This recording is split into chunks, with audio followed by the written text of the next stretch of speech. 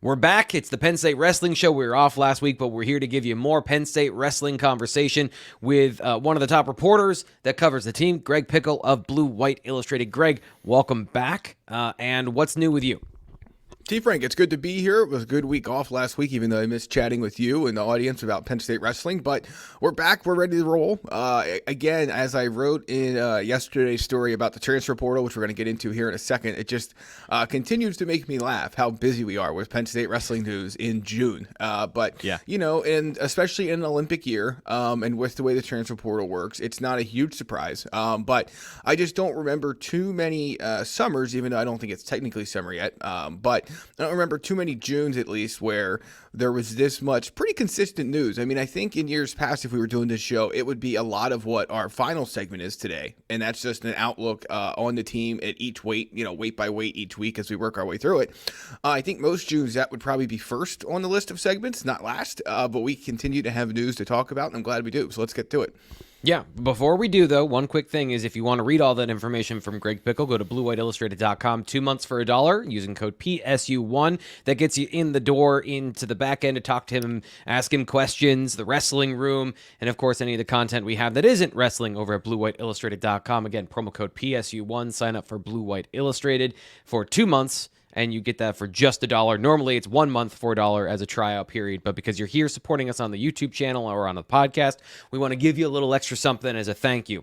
And not to make another ask, but we're trying to grow this YouTube show. We're trying to grow this podcast. So if you are watching on YouTube, thank you so much. But also, please like this video and subscribe to Blue White Illustrated. Share with your friends. Let people know that Blue White Illustrated is covering wrestling. We started this show, as Greg mentioned, we didn't know exactly what we were going to do in the summer when we started things out. But there's been a ton of news and information with the Olympics this summer and with all this different stuff going on, including the transfer portal. Terrell Barraclough found his new home. So, Greg, where is he going?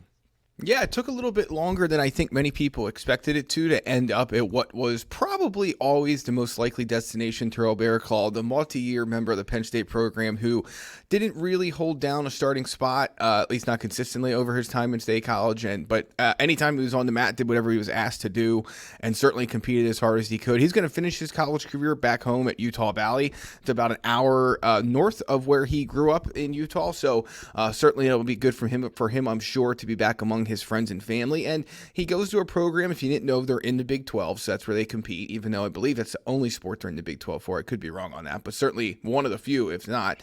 And so he will be competing on that Big 12 stage and have a chance to get into the starting lineup. Based on my outsider's view of that program, they needed a 165-pound starter. And to clarify, because he did wrestle numerous different weights during his time at Penn State, including some matches in place of Carter Starachi in 2023-2024 at 174 pounds. That's not where he's going to compete at Utah Valley. He will be at 165. So we'll see how things shake out for him. But I'm certainly thinking that the Penn State fans and the Penn State program will be rooting for him, unless, of course, he matches up with a Penn State wrestler at some tournament or the postseason or what have you. But it's a logical landing spot for him. The only wrestler, as we've talked about, that left Penn State via the transfer portal after the college wrestling season ended. And now, as we get into the summer months, he has found his new home. So good for him. I think it's a good landing spot. Certainly, he'll have every opportunity to be the starter, and it would be shocking if he's not, which is something that, again, just because of what's in this room, was not an opportunity that presented itself for him, during his time at Penn State. But you cannot knock his commitment to the program. You cannot knock his willingness to go anytime, anywhere, at any logical weight class when needed. And so, certainly I think he should be proud of his time at Penn State. Final record as a Nittany Lion was 42-19, mostly in open tournaments. He was 12-2 his last year at Penn State, 2-1 mark in dual meets. So now he finds a spot, again, closer to home, and also a place that will allow him to get right into the starting lineup and compete as a starter, moving forward in his final college season. I know you might not have any of this information specifically, but just a curiosity, I think some Penn State fans are worried about this, so this is just an opening salvo in this conversation. Was there an opportunity to follow David Taylor to Oklahoma State, or was it always going to be going back to Utah close to home? Yeah, I don't think so. I think Oklahoma State, just again, looking at their lineup, it's it's a little bit challenging with what they're doing with the portal, both losing, some people and also obviously bringing guys in to know exactly what the plan is for David Taylor's first starting lineup at Oklahoma State. But no, it never really occurred to me. Maybe it was an option. He is very quiet, Terrell Barraclough, that is, on social media. So as we talk about a lot with football and sometimes with wrestling, some of these guys, when they go in the portal, they're very active about where they're visiting and who's offering them and atop this and atop that, things like that. It's not Terrell Barraclough's style. So if you look at his social media, his last post before announcing his return to Utah and to the Utah Valley program was the one that said that he was leaving Penn State via the portal. So not one of those guys that's going to get in depth on where he was thinking about going and things like that. But my assumption, T. Frank, is that he was probably always leaning to Utah Valley, and maybe after the David Taylor stuff, it was a conversation that was had. But, by and large, I would think that whether they had to wait until he finished up his degree, if that's where he was at, or whether it was just waiting until he got done with his time at Penn State as a student and then situated back home, I would think that was probably the main reason why this took a little bit longer to happen, even though, again, I think most would say it was pretty much most likely this landing spot from the time he hit the portal. So the next thing that we didn't get to cover last week was the U20, U30, which we previewed previously. So what happened at the latest tournament with Nittany Lion hopefuls, or future Nittany Lions, I should say, and, of course, current players on the roster? Yeah, a good reminder from T. Frank earlier in the show, but if there are weeks where we miss a show for whatever reason, you can always find the latest. It will be covered at bluewhiteillustrated.com. It was a little bit challenging. I thought about taking my mic and camera setup to the beach with me, T. Frank, and then the more I thought about Absolutely not. It was not. Yeah, it just was not going to work in a way that would have gave the listeners the quality they desired. That's for sure. So, beyond quick recap that, there, even though I think right. Just to let people know who are new to this, Greg is working 24/7. So I physically barred him from doing the show last week because everyone deserves to have some time off. Always appreciate Greg's hustle, but sometimes we're our own worst enemies. So I cut you off there just to give you a compliment. Now get your roll going again. I apologize.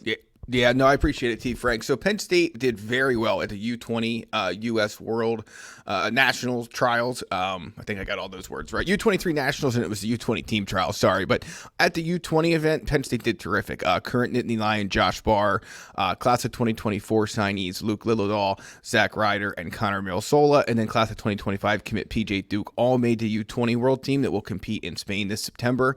I think Ryder's tournament is probably the one that drew the most buzz.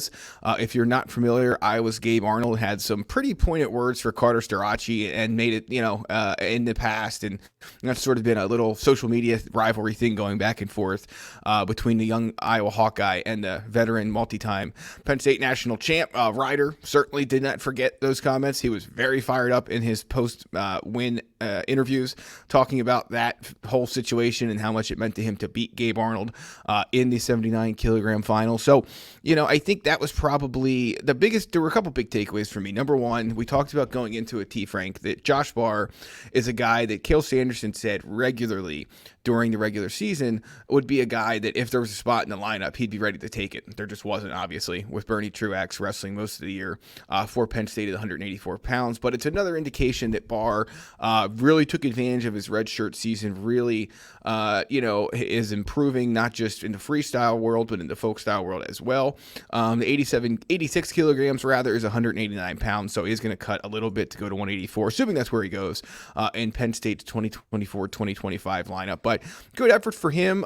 Zach Ryder, kind of a little bit the same thing, T. Frank. We always obviously know how talented he is, but as we discussed 2 weeks ago, he is not a guy that wrestled a high school season. He trained with David Taylor instead during his high school season. So we have not seen him really compete in too many tournaments. So to see him come out firing and winning this tournament, certainly good news for Penn State fans as he gets ready to come to State College. Luke Lillidahl, again, sort of reminding everyone of his abilities and why, as we talked about 2 weeks ago, many think he could be the starter for Penn State at 125 pounds. Connor Milsola, again, another very accomplished wrestler, could be a guy that finds his way into this Penn State lineup this year if necessary. In the upper weights, we'll see. And then PJ Duke, just an outstanding 2025 Penn State commit that continues to thrive too. So very good at U20.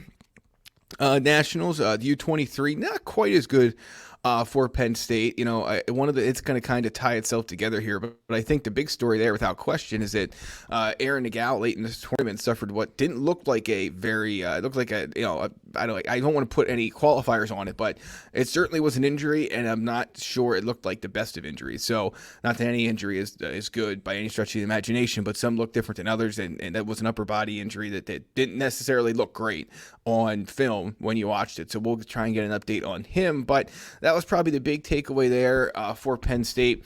Greg Kirkvliet was supposed to wrestle in that tournament, did not for undisclosed reasons. So when you look at Penn State's success at the tournament trials that we previewed a couple weeks ago that were held last weekend, it was definitely better for Penn State at U20s than U23s, but there were still some good moments for Penn State in both. So, those teams will be competing a little bit later this year in Worlds, and then obviously, before those, we'll have the Olympics with Aaron Brooks and co. in August. So the last thing that we have is an outlook for the upcoming season. Again, you wrote this over at BlueWhiteIllustrated.com. I know some of the lower weights are going to be very interesting with an influx of talented young freshmen, and of course the players, the wrestlers are already there. So what is your outlook for 133? Yeah, I had this story done actually prior to the U20 and U23 World Championships and had to change it a little bit based on what we saw happen to Nagel. If he's healthy, is it his spot? I think that there's a fair question there, healthy or not. Braden Davis, if you saw his photo of the wrestlers that were in Harrisburg recently and honored on the Capitol floor for winning an NCAA title, he looks pretty big. He definitely doesn't look, he looked like a big 125-pounder during the season, but he definitely looks bigger now, and he did that back when he was competing at the U20 event in Las Vegas. So, to me, it looks like he's ready to go at 133. He's probably not getting back to 125. So how does that work? Or do they plan to redshirt him no matter what? Will there be a legitimate competition between him and Aaron Nagel if Nagel's healthy to be a part of it? Obviously, it's June. We're a long way until the college wrestling season starts, and, we'll see how it all shakes out. But, when I first wrote this piece, I felt, when I initially wrote it, but not when it published, but when it was, actually written and put into our system, I felt fairly good about Nagel being the guy there. And the more I've thought about it, and then we saw what happened at U23s and things like that, I have more question marks, I think, now than I did before. So very interesting weight class. It's not one, like next week when we talk about the 141 outlook, there's not going to be a whole heck of a lot to talk about with Bo Bartlett. We know you know what you get with him, and whether he can climb the rung to be a national champion is kind of what the question is there. But yeah, certainly 133 has some questions at it right now, and Penn State will answer those in the months ahead. But certainly, with Nagel suffering some kind of injury, it looked like, you would have to think there's at least some missed training time, and what does that mean in this competition long term, and so on and so forth. So, as we know, Cael Sanderson always has a plan, T. Frank, that's never in doubt.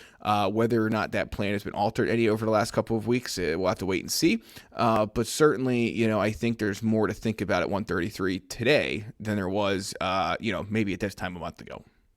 So you mentioned another weight preview is coming up, but what else are you working on at BlueWhiteIllustrated.com?